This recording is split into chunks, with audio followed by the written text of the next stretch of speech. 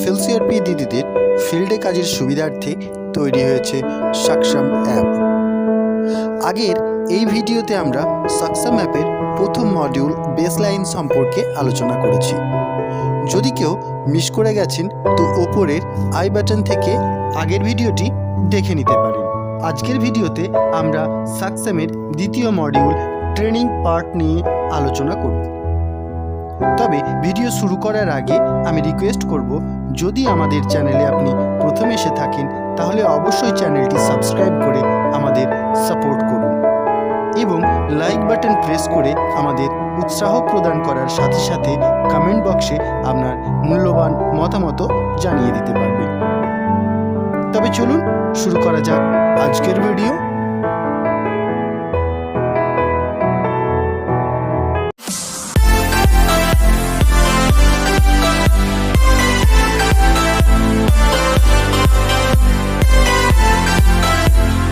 সাকসাম অ্যাপের প্রথম মডিউল বেসলাইনের পর দ্বিতীয় মডিউল হলো ট্রেনিং। এই ট্রেনিং পার্টে মোট 6টি বিষয়ের কথা বলা হয়েছে। বিষয়গুলি হলো 1. ফিনান্সিয়াল প্ল্যানিং বা আর্থিক পরিকল্পনা, 2. সেভিংস বা সঞ্চয়, 3. ক্রেডিট বা খরচ বা ব্যয়, 4. ইন্স্যুরেন্স বা বিমা, 5. পেনশন এবং 6. বিসি মডেল বা ডিজিটাল ফাইন্যান্স। তবে FL-CRP দিদিদের মাথায় রাখতে হবে আপনাদের এই 6টি বিষয়ের ওপরেই প্রশিক্ষণ প্রদান করতে হবে। তবে একবারে আপনি 3টের বেশি বিষয়কে চুজ করতে পারবেন না। বিষয়টাকে একটু খোলসা করে বলা যাক, যেমন আর্থিক পরিকল্পনা, সেভিংস, ক্রেডিট, ইন্স্যুরেন্স, পেনশন এবং BC module.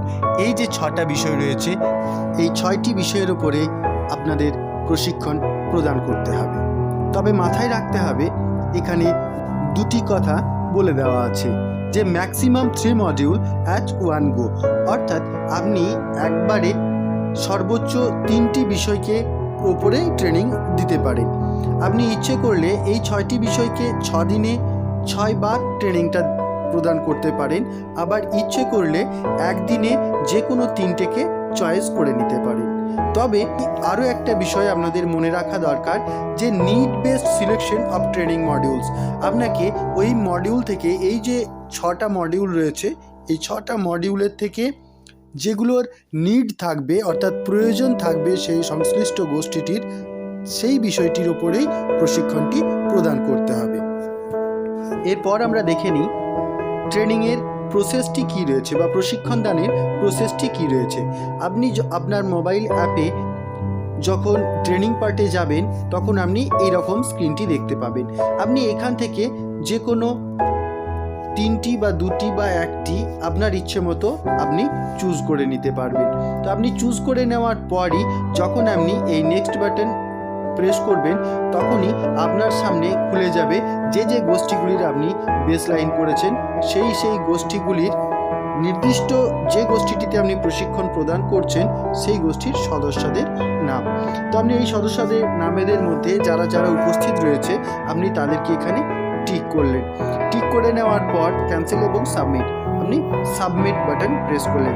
Submit button press করলেই পরের প্রিভিয়াস একটি খুলে যাবে, সেখানে চলে আসবে যে টোটাল কতজন গোষ্ঠীর সদস্য উপস্থিত রয়েছে সেটা, এবং আদার্স পার্টিসিপেন্ট মানে আপনার গোষ্ঠীর সদস্য ছাড়াও পাশাপাশি মানুষজনও তো থাকতে পারে, তো সেই সংখ্যা কতটা সেই সংখ্যাটাও এখানে আপনি লিখতে পারবেন। তাহলে টোটাল আপনার যতজন উপস্থিত রয়েছে সেই প্রশিক্ষণে সেটা লিখে ফেললেন। এরপরে নেক্সট বাটন প্রেস করার পরই আপনার এই প্রিফেসটা চলে আসবে। এই প্রিফেসটা এলেই আপনাকে এখানে কনফার্মেশন ডিটেলসে দেখাবে যে আপনি প্রশিক্ষণের দিনটা দেখাবে, কোন ব্লকে করাচ্ছেন, কোন জিপিতে করাচ্ছেন, কোন গ্রামে করাচ্ছেন, কটা এসএইচজি তাতে অংশগ্রহণ করেছে, কতজন এসএইচজি মেম্বার আছে, কতজন আদার্স মেম্বার আছে, এবং কোন কোন মডিউলের উপরে আপনি ট্রেনিং দিচ্ছেন সেই সমস্ত বিষয়টি এখানে দেখাবে। তো এটি হয়ে গেলেই যদি এটা সব কিছুই ঠিকঠাক থাকে তাহলে আপনি সেভ করলেন। ঠিকঠাক থাকে মিন্স আপনি যে গোষ্ঠীটাকে ট্রেনিং দিলেন সেই গোষ্ঠীর সেই সদস্যরাই রয়েছে, এই সমস্ত কিছু অ্যাপ দেখাচ্ছে, তবেই জানবেন সব ঠিকঠাক রয়েছে। তো আপনি এখানে সেভ বাটন প্রেস করলেন।